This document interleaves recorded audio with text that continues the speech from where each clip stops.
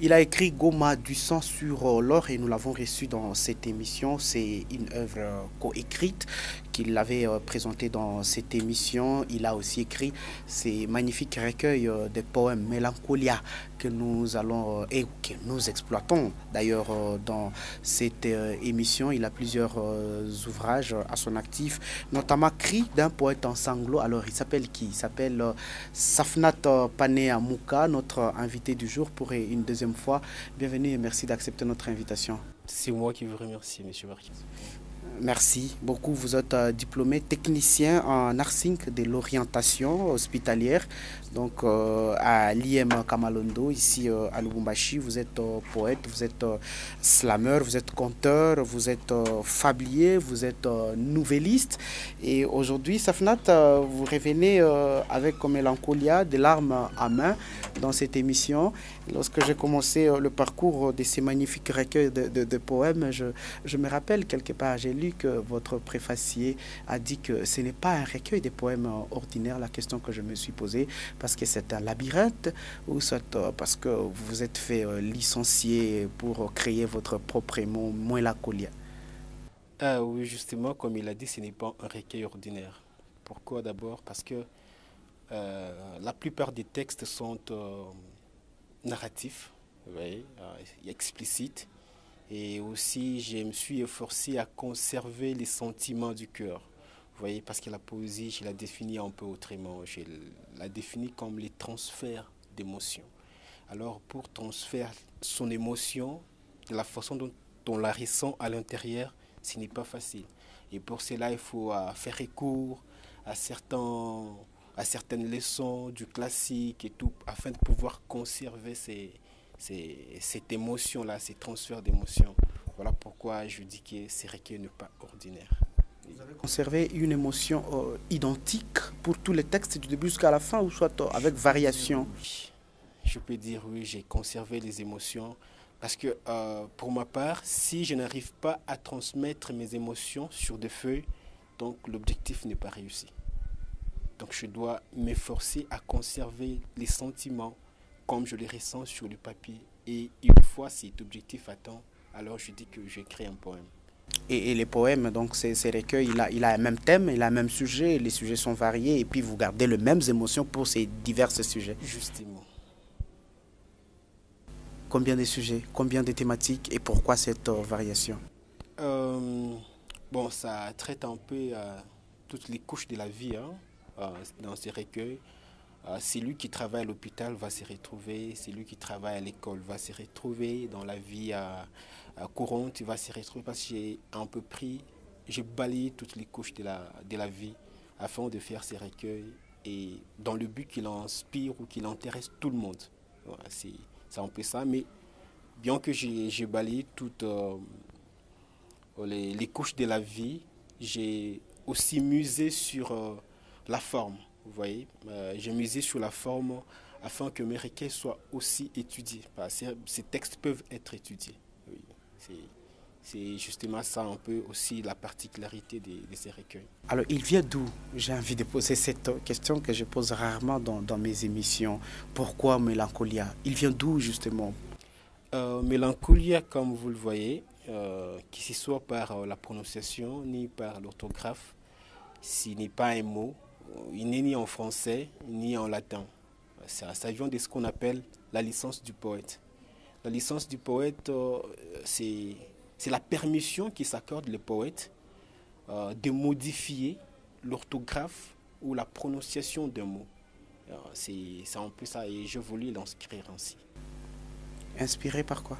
Je voulais l'inscrire ainsi, je disais. Inspiré par quoi, Mélancolia?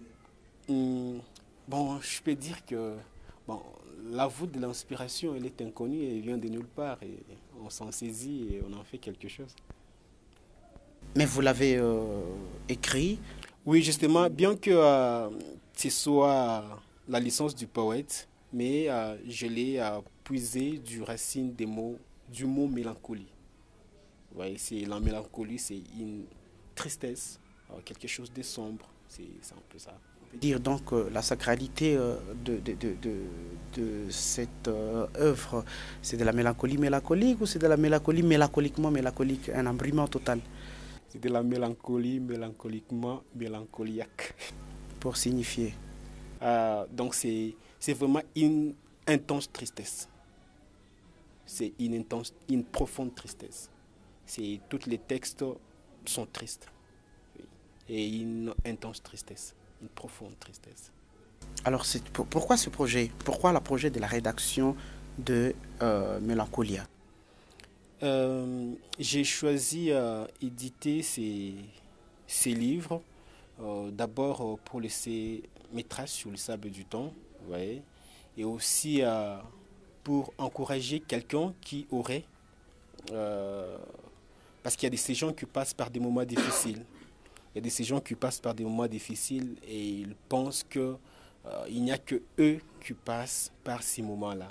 Alors en écrivant ces poèmes, c'est aussi dans le but d'encourager les gens. Quand quelqu'un pourra passer sur un vécu, il s'est dit, bon, il ressemble aussi au mien. Et donc, je ne suis pas le seul à passer par cette situation. Donc, il y a des gens qui sont passés par là et ça pourra lui donner une dose de courage.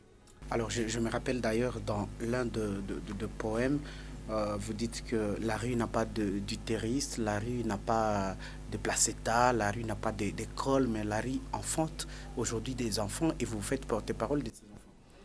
Oui, quand j'essaie de voir les conditions de vie des enfants que l'on appelle les enfants de la rue, ça m'étique un peu, ça m'attriste, disons.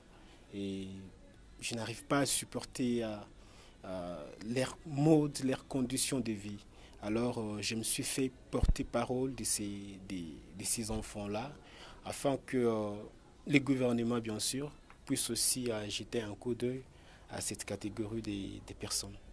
Est-ce qu'on peut admirer d'ailleurs la métaphore slamée de ces poèmes? Oui, des métaphores. D'ailleurs, je peux dire que beaucoup de métaphores là-bas sont miennes et sont aussi modernes. Est-ce qu'on peut les slammer? Oui. Allez-y. Nous sommes à la page 21. Enfants de la rue. Enfants de la rue. Je ne connais mes pères ni mères. La vie m'a refusé une famille. Je manque de points de repère et toute petite, j'ignorais déjà la truie. J'ai rarement été docile. Si à chaque fois tu me vois déambuler sans domicile, c'est que le destin m'a chargé d'une lourde croix. Chaque fois que les journées se reposent et que les soirs s'abattent, je m'ennuie. 1000 questions à moi se posent. Où vais-je passer cette nuit? Je n'ai connu une seule fois de vie heureuse. Écorchée a toujours été ma peau. Très souvent, la nuit pluvieuse m'a chassé de mon lit les caniveaux. L'eau touche rarement ma peau. Mon oreiller, c'est mon bras, mon lit, le caniveau. Ma main me sert de drap. Vous auriez eu plutôt pitié de moi, de ne m'avoir pas entendu parler la Molière. C'est que je n'ai point trouvé un seul toit pouvant m'aider à apprendre mon abécédaire. Pasteur, j'ai ouï ce que tu as prêché, mais ma virginité à moi, je n'en ai plus. Lorsqu'encore je passais mes nuits au marché, je l'ai en certains soirs, hélas, perdu. J'ai reconnu avoir agi ignoramment, à l'époque où je manquais encore de pudeur. Voudriez-vous alors me dire tacitement que je n'aurai jamais une âme sœur? Et si depuis des âges, je n'ai d'égard pour personne, c'est que, dès mon jeune âge, la drogue a dérangé mes neurones. Avec la steppe, je me suis lié d'amitié. Et je me suis souvent nourri des genêts hébreux. La réalité inspire tellement pitié, mais mes paroles sont trop crues. C'est donc votre contribution par rapport à ces phénomènes, mais ça c'est le dire, combien faut-il lire, combien faut les comprendre, combien faut s'approprier ces mots. Je n'ai pas bien entendu la question. J'ai dit c'est votre contribution pratiquement par rapport à ces phénomènes. Oui, oui, justement. Oui. Mais combien faut-il lire pour apporter des solutions? La La lecture, actuellement dans le pays, elle est encore à faible pourcentage. Bon, je ne dirais pas que les Congolais n'aiment pas lire, je ne dirais pas ça. C'est juste que, bon, bien qu'il y a aussi cette réalité-là, mais je peux dire que la plupart, ce sont des conditions de vie, vous voyez. Quelqu'un s'est dit, je ne peux pas être là à lire un livre alors que je dois me chercher quoi mettre sous la dent. Alors, privilégier un peu ce qui est beaucoup plus primordial à la lecture. C'est ce qui, je peux dire que c'est ça les contrastes. Et quelque part, je trouve le poème La RDC, la RDC, et je vois et je constate une chose, c'est que vous liez la nature à l'âme. Comment est-ce que vous en arrivez là et pourquoi? Bon, comme je dis que l'inspiration vient de nulle part. Donc je voulais, en fait, l'objectif dans ces textes, c'était d'énumérer un peu les lieux du Congo. Vous voyez, c'était d'élever un peu la RDC en elle-même. Parce qu'on entend souvent, on parle des autres nations, des autres continents précisément. On aime un peu trop s'identifier à l'Occident. Alors, je voulais être chez nous. C'est pourquoi j'ai voulu inscrire ces textes. Et comme avant, on avait 11 provinces. Et après, on a eu 26 provinces. Alors, ça semble un peu être trop à retenir.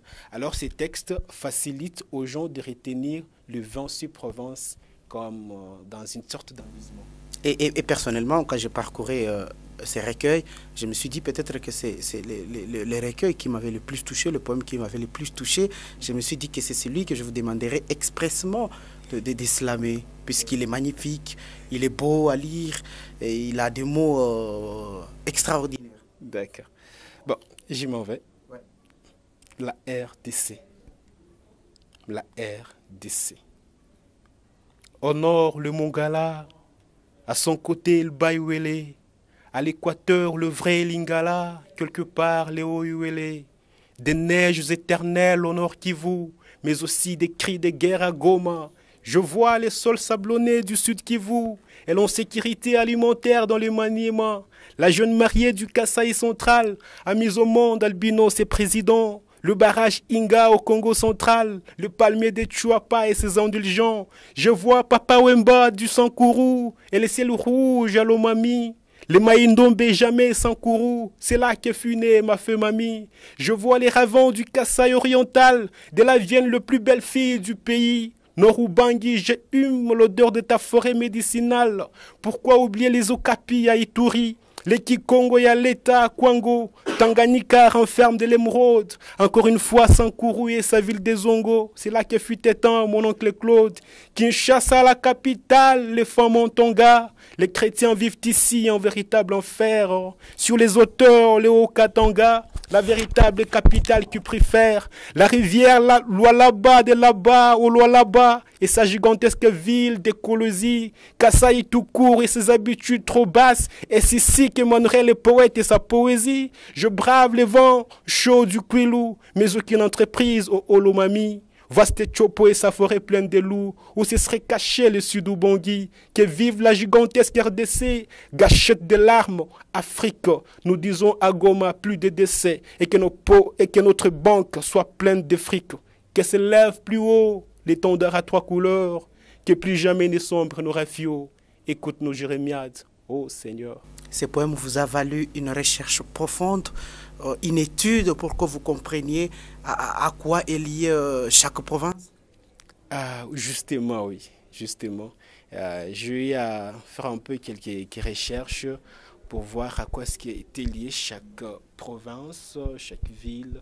Et c'est un peu ça, dans le but de garder aussi cette émotion-là. Ouais, c'est un peu ça dans ces contextes.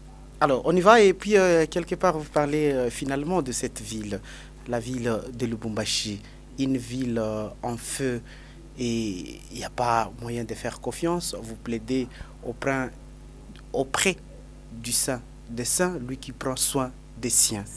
Pourquoi? Oui, justement, parce que quand vous lisez, je crois avoir écrit dans un texte, c'est que je crois que ça peut être toujours lu dans ces recueils. Je dis que je viens de là où les bus, disons, ceux qui sont censés apporter l'intervention, sont ceux qui sont venus nous voler. Donc la même Jeep des voleurs, c'est la même Jeep qui est venue avec ce qu'on prétend être des intervenants ou l'intervention. Vous voyez. Alors, donc, on prétend garder la population alors qu'en vrai, on ne le fait pas. Ça, on doit le dire. On doit le dire, on doit être transparent sur ces points-là. On prétend sécuriser la population alors qu'en vrai, on ne le fait pas. Parce que quand vous voyez les bus, la Jeep, des gens, parce que c'est justement ici, quand nous étions encore quelque part là, on a vu que nous avons été attaqués par des bandits la nuit. C'est ça même qui m'avait inspiré à écrire ces textes. Voilà pourquoi je dis que ces recueils, c'est mon propre vécu. Il n'y a pas de textes qui sont venus au hasard. C'est mon propre vécu. La Jeep est venue, on nous a pillés et tout et tout.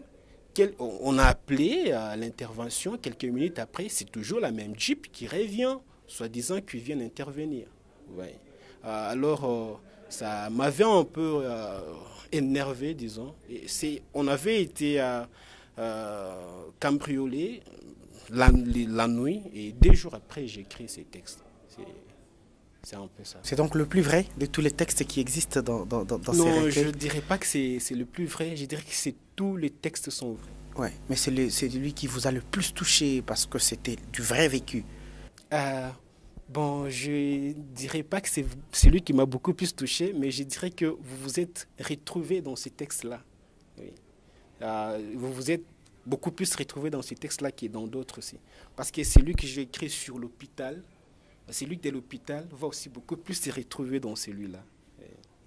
Ces corps, par rapport à ces vécus, tout ce qui vous est arrivé, le texte, il est clair pour vous, le plaidoyer, le plainte, c'est auprès du Saint des Saints. Lui, oui, le prend soin des siens. Parce qu'on prétend nous sécuriser alors qu'on ne nous sécurise pas. Alors dans ces cas, on n'a qu'un seul choix, c'est mettre notre confiance en les saints des saints qui protège les siens, qui prend soin des siens. Mélancolia de... Donc je voudrais juste dire que la vraie sécurité, ce n'est pas la sécurité humaine ou naturelle que nous avons, mais la vraie sécurité... Alors Mélancolia des larmes à main, je me dis, vous avez un poème que vous aimez le plus? Il est lequel? Le poème que j'aime le plus, c'est... je ne sais pas si je peux me rappeler les titres.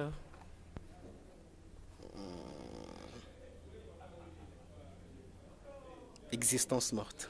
C'est le texte que j'aime le plus. La raison. La raison... Bon, je n'ai pas vraiment des raisons valables, mais sinon, ces textes... Bon, les conditions dans lesquelles l'inspiration m'était venue, c'est ce qui m'ont toujours emporté. Parce que ces jours-là, je venais de me réveiller et juste après avoir prié, je me suis assis et l'inspiration est venue. J'ai commencé à écrire. Bon, c'est comme si j'ai entendu quelqu'un qui me dictait ce que j'écrivais. Et j'ai écrit. Après, quand je l'ai je l'ai trouvé beau. Et c'est surtout les fonds aussi qui m'attirent. Parce que je me suis fait une imagination que je ne m'avais jamais faite auparavant. Et voilà pourquoi j'aime beaucoup plus ces textes que les autres. Qu'est-ce que tu avais écrit dans ces textes? Dans ces textes, c'est possible de les lire? Oui. De les lire, c'est pas aussi de les slammer, si ça vous va, puisque c'est celui qui vous a le plus touché. Morte, je ne sais pas si vous pouvez m'aider à les trouver. 33e texte.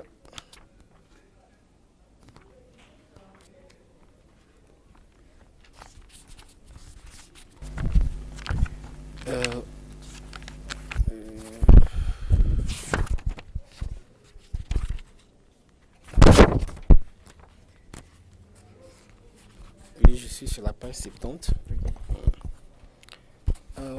D'abord, je voudrais expliquer.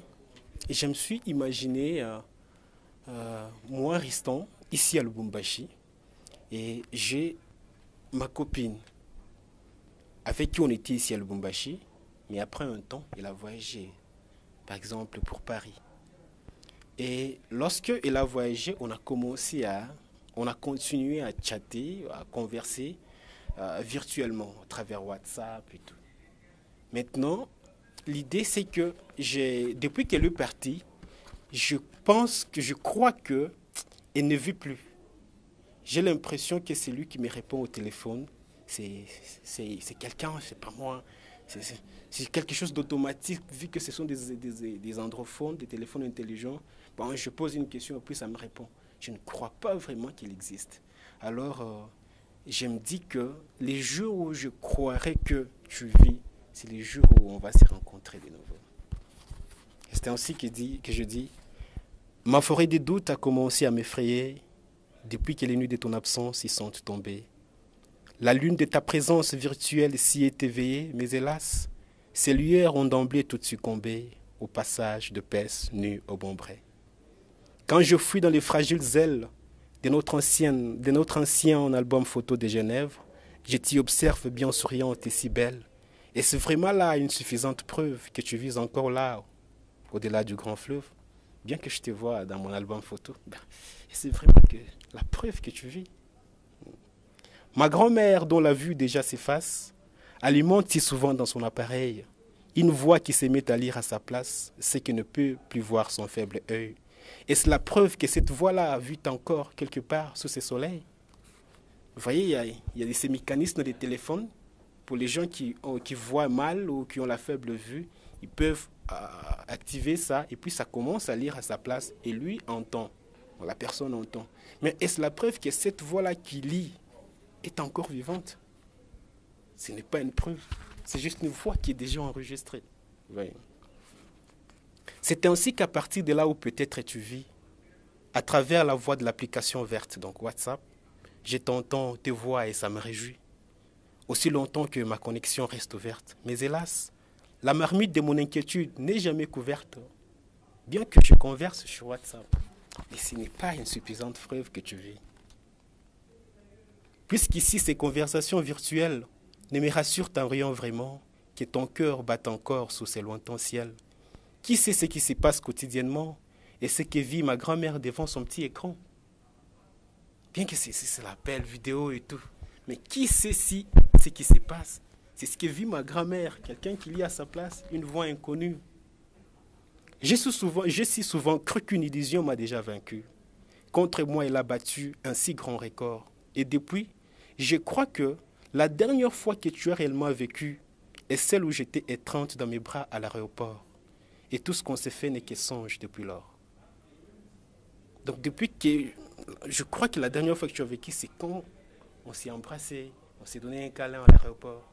Et depuis lors, je crois que tout ce qu'on s'est fait n'est que songe.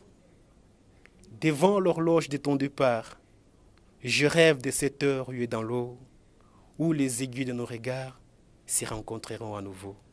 Alors la grue de ma certitude s'élèvera à dos. Vous voyez, dans la tournure des aiguilles de l'horloge, arrivé à 12 heures pile ou à minuit pile, toutes les aiguilles s'allongent, se rencontrent. Alors je me dis que j'attends aussi de ces minuits naturels où les aiguilles de nos regards se rencontreront à nouveau. Alors la grue de ma certitude va s'élever. Alors je vais me dire, ah, c'est vraiment toi qui me parles.